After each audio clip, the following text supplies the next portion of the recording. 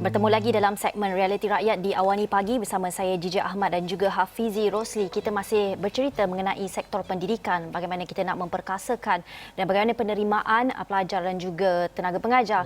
Dan sejak Perintah Kawalan Pergerakan dilaksanakan hampir 3 bulan sejak Mac, sistem pendidikan negara turut terkena tempiasnya. Bukan sahaja pelajar, guru dan kaki tangan tidak dapat ke sekolah atau kuliah.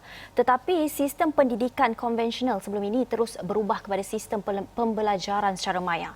Kemudian beralih kepada fasa pemulihan dalam PKPP ini, sekolah diumumkan akan mula dibuka pada 24 Jun sekaligus berdepan satu lagi perkara iaitu norma baharu yang mana beberapa garis panduan telah dikeluarkan oleh Kementerian Pendidikan Malaysia.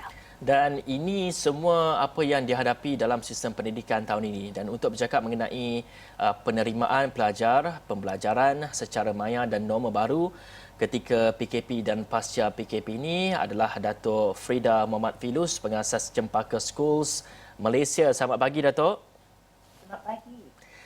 Dato' Frida, pembelajaran secara maya yang dilakukan sepanjang negara menghadapi Perintah Kawalan Pergerakan, bagaimana Dato' melihat kecekapan guru-guru mengadaptasi perkara itu dan kerana sekolah pun tidak dapat dibuka, jadi e-learning perlu dimulakan? Sebenarnya e-learning dalam sekolah saya, Cempaka ini bukanlah baru ya. Dah lama, kita dah lama menggunakan online teaching semasa kerajaan menutup sekolah pada SAR dan juga Jerebu pada beberapa tahun yang lalu. Jadi sekarang ni dengan COVID-19 ni, ia menjadi satu norm baru ya. Tetapi saya fikir ini bukanlah susah dan juga saya fikir pembelajaran online ini bukan hanya sekarang. Ini akan berlanjutkan walaupun tak ada lagi MCO, walaupun mungkin kemudian tak ada lagi COVID-19. Tapi kami di Cempaka dan saya harus menitik beratkan ini adalah cara ataupun pedagogi yang baru yang kita harus mengambil menggunakan.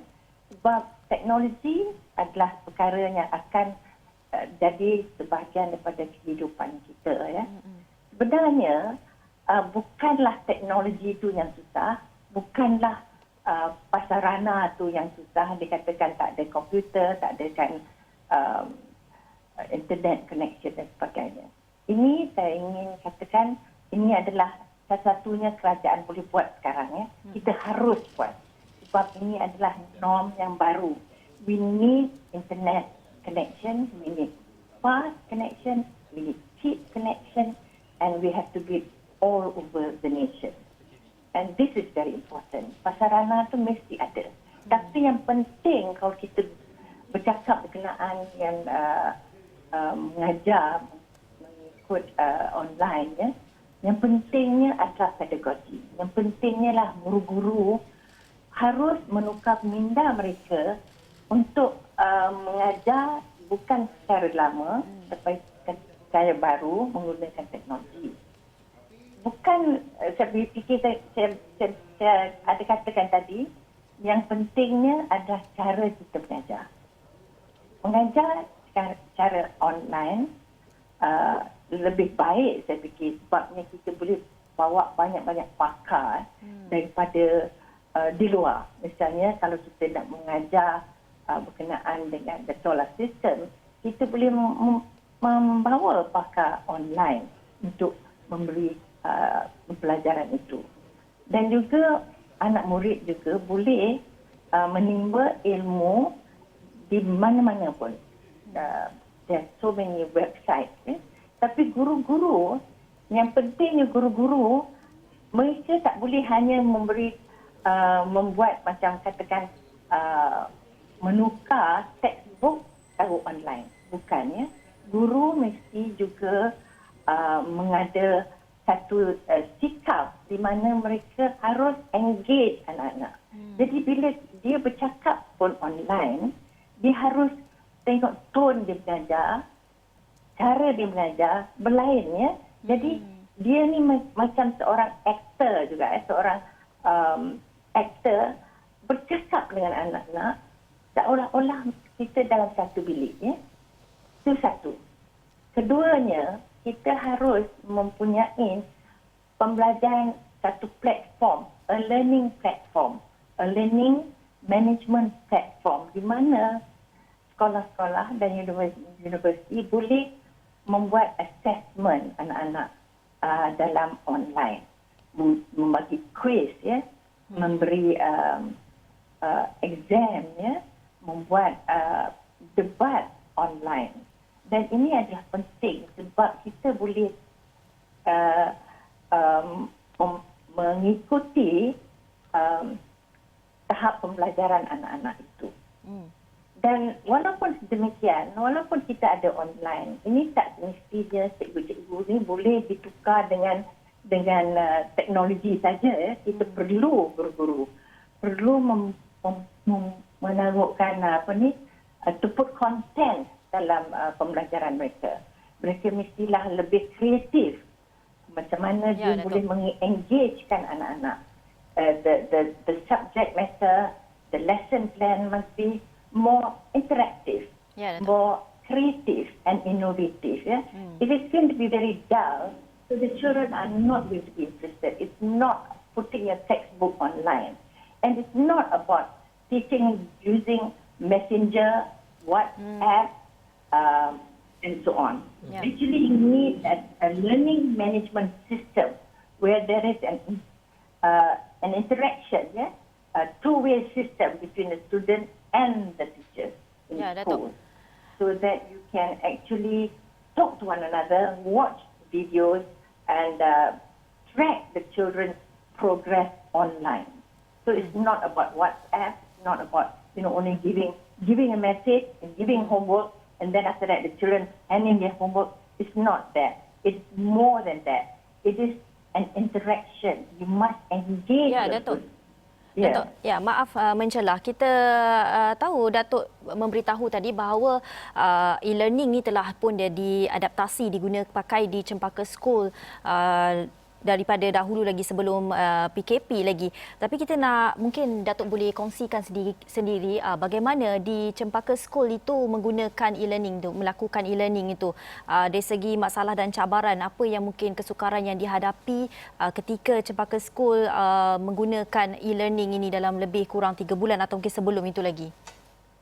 Ya, kita menggunakan satu platform yang dinamakan Schoology. Dalam platform ini, kita boleh memberi pelajaran kepada anak-anak. There is an interaction. Jadi cikgu-cikgu sebenarnya boleh melihat siapa yang menjawab, siapa yang pay attention. It is a two-way system. Schoology is a two-way system. Kita juga boleh lihat walaupun sama ada anak-anak itu masuk kelas ke tidak.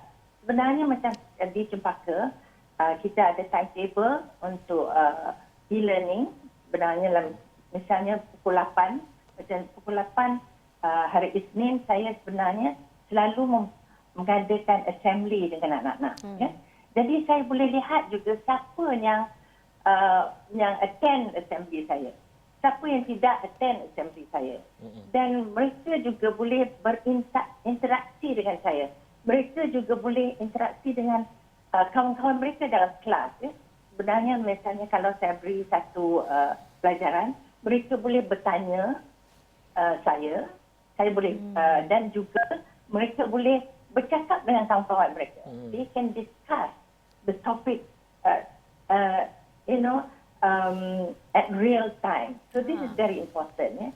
But e-learning is not a one-way system.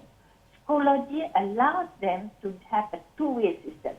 Students can talk to us, we can talk to students, we can attract students. We have e-learning from our early years right up to secondary school. But we must also understand, we do not want children to be online from 8 to 2 or 8 to 4. You cannot be on the screen all the time. So there will be, you stop for a while, pause, you do certain things, and later on you get online again. You have a timetable for the children. So this Schoology is very important because we can track the progress of the children. So it's not just a progress during that time, but you can track their progress a few years ago, And then when you take over a new class, you can see the development of the child. Baik. Now, Itu what is important, yang cabaran saya fikir untuk online learning ni adalah the change in mindset of the teacher. okey.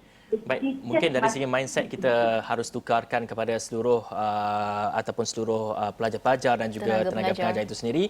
Dan terima kasih kepada Datuk Freda Datuk Muhammad Firus merupakan pengasas Cempaka Schools Malaysia berkongsi dengan kita mengenai penerimaan pelajar mengenai pembelajaran secara maya dan juga norma baru ini. Dan kita telah pun bincang sebentar tadi dari segi pendidikan itu mestilah ada 3 faktor ini iaitu kualiti, kesamaratan dan juga keadilan.